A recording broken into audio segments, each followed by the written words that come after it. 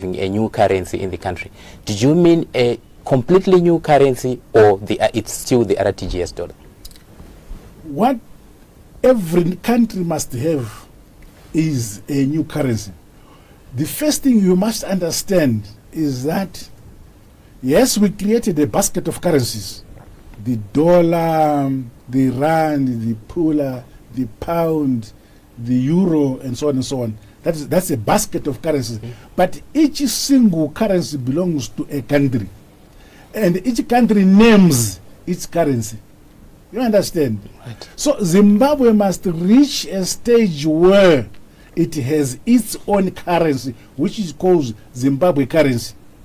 When the US dollar or the RTG were introduced, when they were not introduced, and government announced that we are introducing a new currency for Zimbabwe, these were measures to deal with the economic situation at the time.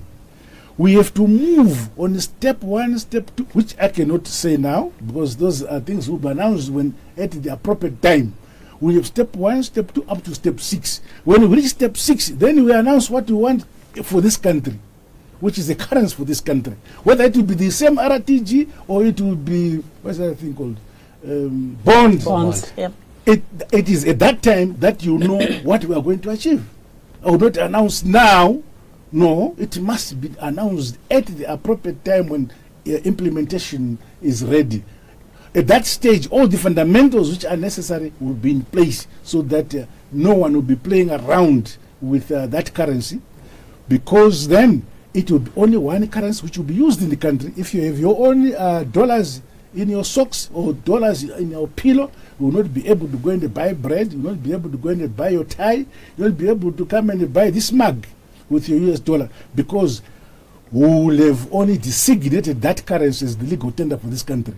And any other currency, you bring it here, you go to the bank or to the, what do you call this, bill of the change, and change it into Zimbabwe currency, which will then be used for transactions in the country. So we'll be at par with the rest of proud countries or members of the international community. A question is coming through our WhatsApp platform, and he asks, can we really expect the new currency to work when we don't have production of exports? Now, what are the fundamentals which must be there? That is one of the things. It is it's important that this question is being asked. We cannot just introduce currency when we have not yet created an economic environment where it can be sustained.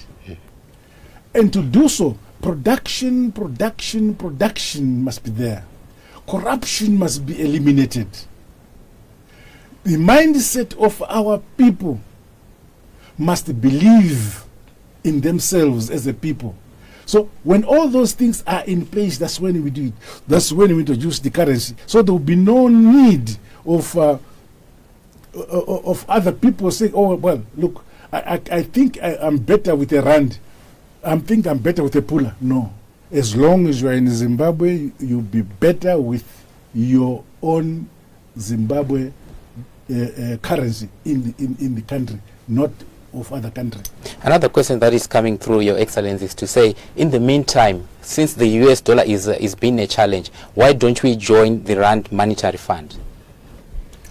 I should educate you, and the one who asked, just let me give them a bit of education. In 2008, 2008, yes, in December, the former administration, which I was in myself, created a committee of 5 people, and I was one of the 5, to say our currency had collapsed in 2008. So in December we sat down, because if to go and buy a loaf of bread, you needed 2 billion Zimbabwe dollars. So everybody was a billionaire. I think some had become zillionaires at that time. So we decided, no, we must do something about it. And then we said, let us approach South Africa so that we adopt the rand as our domestic currency in Zimbabwe. But when we approached the Reserve Bank of South Africa, they gave us a checklist for us to comply with certain conditions for us to use their dollar. It would mean that what is our GDP? How big is our economy? So we would then need to agree with them to print or to give us that quantity of money commensurate with our own GDP and our own economy in Zimbabwe. But some of those conditions we were led to achieve that were not acceptable.